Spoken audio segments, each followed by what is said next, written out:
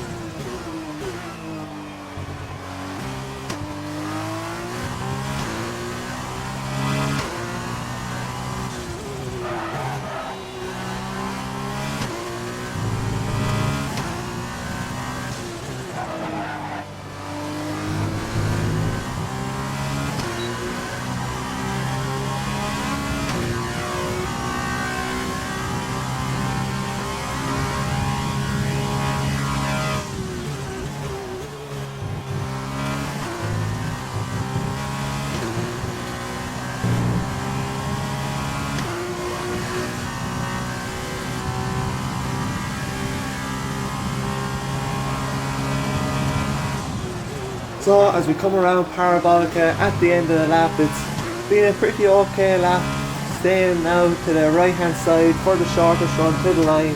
As we come across, we finish in P4 in qualifying.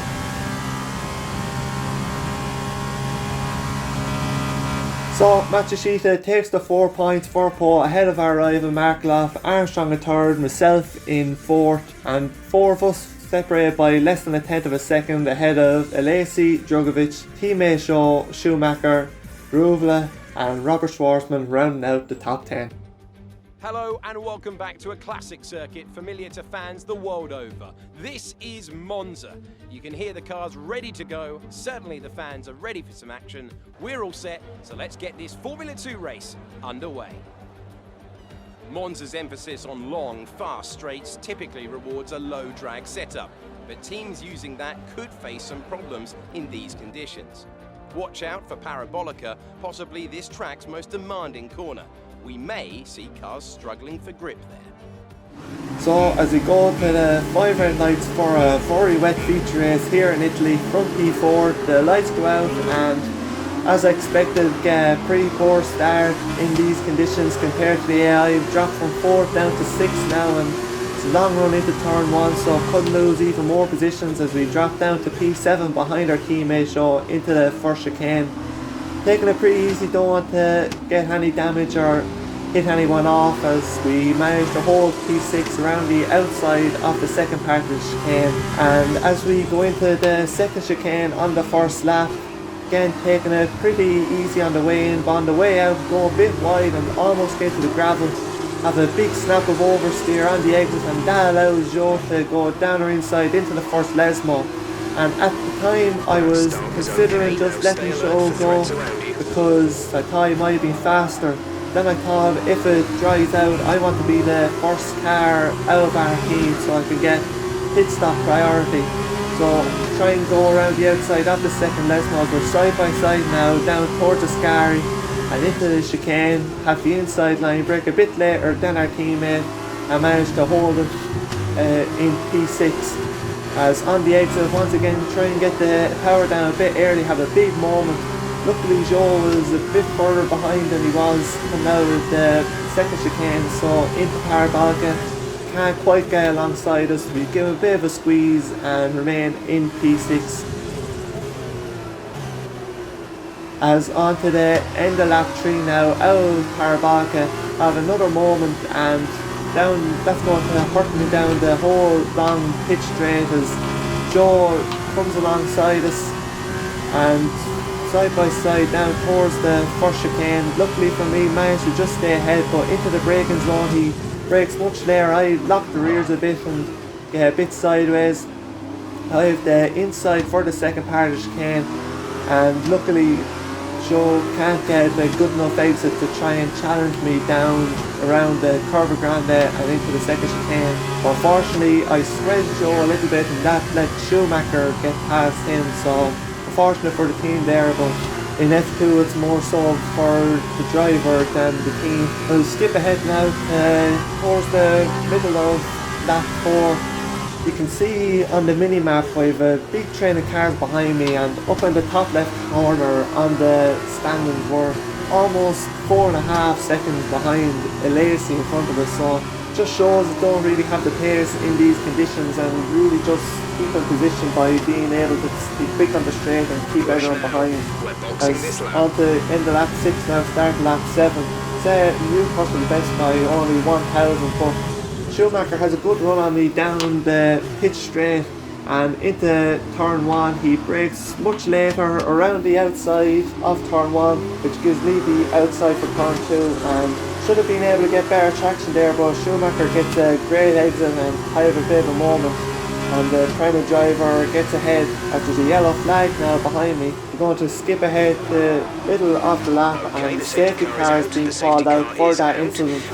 Not really sure what happened, but now this gives everyone the chance to pit for a new set of wet tyres, and with everyone pitting now there could be a few people that get held up in the pits, such as my teammate anyway, because he has to wait for me to get service first. As we exit the pits, we've managed to jump up from P7 from behind Schumacher, and we've managed to come out ahead of the Prema driver, and I think he jumped the Ruvel as well, so two of them got held in the pits, which is good for me, not too good for them. As now still under a safety car on the middle straight, you see there that I was slowed down a bit to try and leave the extra heat into my tyres, and Schumacher for some reason tried to overtake me, and obviously I didn't know he was going to do that, so I kept weaving and happened to crash into him. Luckily neither of us got a penalty, but I think Schumacher got damaged from that, so unfortunate for him. But as we go to the end of lap 9 now, the safety car is in, trying to get a good restart. I wasn't too sure if I'd be able to be anywhere close to the driver ahead with less traction, but managed to stay relatively close. As you might have seen there, Schumacher dropped away from behind us as he did pit to get the damaged wing replaced. So unfortunate for him, as I said. But going back to our race now, out of the first chicane, we're already almost a second behind the cars ahead, but luckily have a bit of a gap to Derugla behind. But on to the next lap, that gap has pretty much shrunk down to nothing as we've dropped over a second and a half from the cars ahead. Into the first chicane, locked the rears a small bit, and well, more than a small bit, completely locked the rears. Luckily managed to hold it and not spin out. As through Curva Grande now, Derugla has run on us, but luckily for me wasn't able to do anything there. And now on to the start of lap 13, and I have to say this is one of the strangest things I've seen on the Formula 1 game, and that's saying a lot, as you're going to see now a lot of cars retiring and yellow flag in the first section. Go look at a replay now, on board with Dan Hickman, and he just completely loses the car on the straight by himself.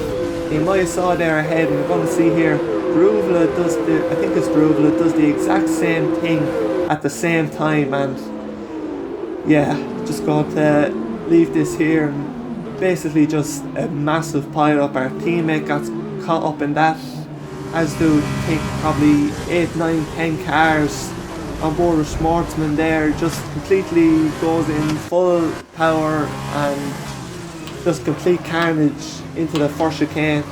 And we go in that section of the track now, in the next lap you can just see all the debris on the track, and really don't know why there wasn't a safety car call for that. Probably because it's a bit close to the end of the race. But speaking of the end of the race now, out of the final turn on the last lap, Mark Love wins, and we come across the finish where we qualified in P4. Alright, race over. Take care of the car on the way in. Down to the podium, there's no denying the strength of the Arden team. Arden aren't afraid to take risks on new talent, and it certainly looks like it paid off today. Fantastic work.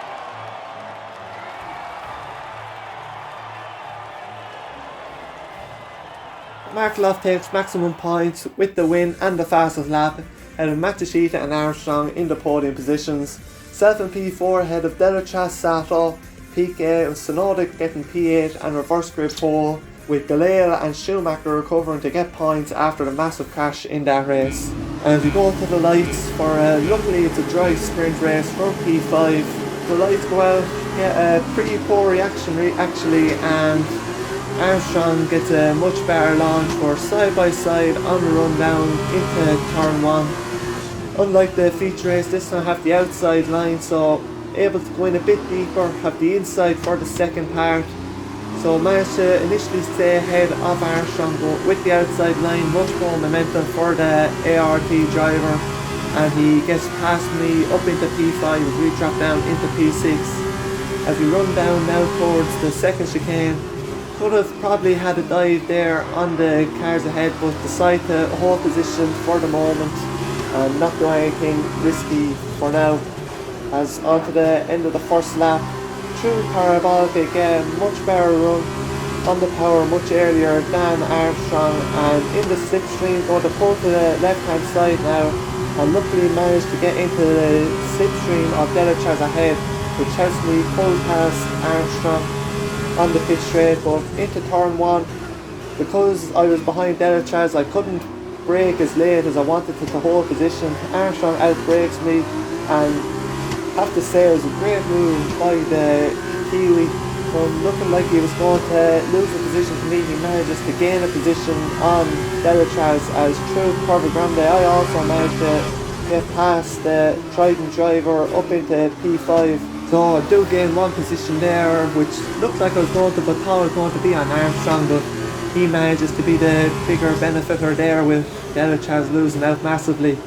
But on the next lap then, end of lap 2, pretty much the same as the lap before, get a pretty good run on Armstrong in the slipstream. This time there's nobody ahead of us and have the inside line, so unlike last lap, there's no one to dictate where I want to brake late, have the inside for turn 1, squeeze Armstrong a bit and manage to get the position on lap 3. As onto the start lap 4 then set a new fastest lap of the race as we're in the DRS of Sato and Tsunoda ahead through Parabolica, which seems to be one of my favourite moves by the looks of it. Get a much better run than Sato, like on Armstrong. This time though have DRS, which fortunately for me he does as well, but obviously didn't learn from previous experiences. Go to get the slipstream from Tsunoda, and once again, like with Armstrong, Sato was able to brake later and I get held up by Tsunoda. Luckily for me, I'm able to sort of stay side by side with Sato through the first chicane. As through Parabolica, I thought I was going to get a run there, but safety car is called out, and I made a bit of contact with Sato when the safety car was called, so luckily I didn't get a penalty for that.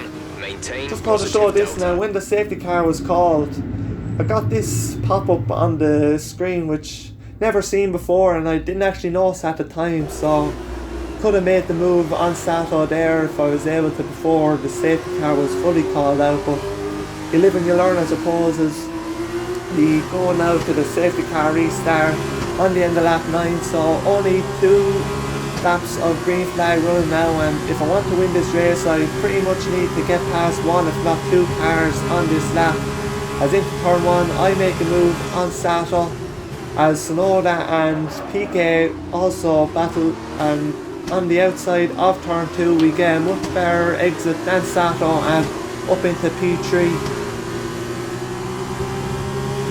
Through Curva Grande now, there's a yellow flag and Piquet is retired from the lead of the race, so now we've gained the 2 positions that I pretty much wanted to on this lap. But you might have saw there that when I was going past Piquet, he looked like he was turning to the left, and I don't know how close he was to hitting me, but felt pretty close and sort of messed with me a bit, and you can see up in the top left that made me drop back further than I would have wanted to from Tsunoda. So unfortunately weren't able to do anything to get the lead of this race, as on the last lap now into Parabolica, really pushing to see if I could try and get a better exit than the Carlin driver. But unfortunately we're not able to. As we cross the line we get P2 in the sprint race. That's the end of the race. We'll see you in Parc Ferme. F1 to date, Carlin have once again shown their expertise when it comes to recruiting new talent. No doubt today's winners have a bright future ahead of them. They certainly deserve it.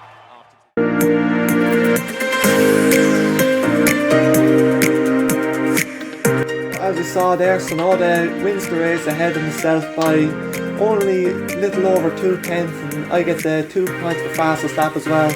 Sato in P3 ahead of Armstrong, Delatraz. Our rival Markelov in 6th, with Matsushita and Schumacher round out the points. As we look at the weekend results then, Markelov outscored himself by 5 points with Matsushita just behind. And looking at the driver standings then, our lead in the championship does shrink a small bit to Markelov. And in the team's championship, Virtuosi remain ahead of Race Lab by quite a few points. But anyway, that's it for today. Thanks for watching. See you next time.